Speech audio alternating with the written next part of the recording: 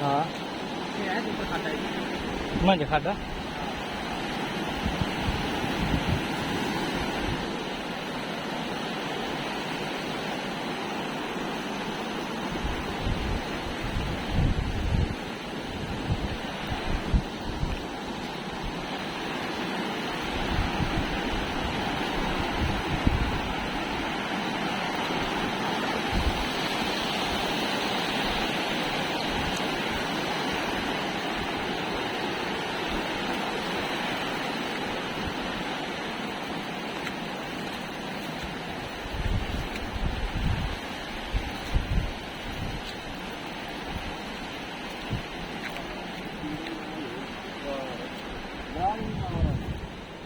कीड़ा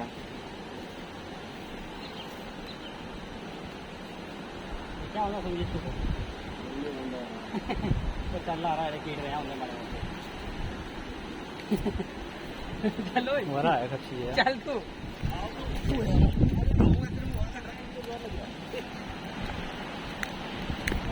डर लगता सच्चा भाई जा छाल भाई इन्हें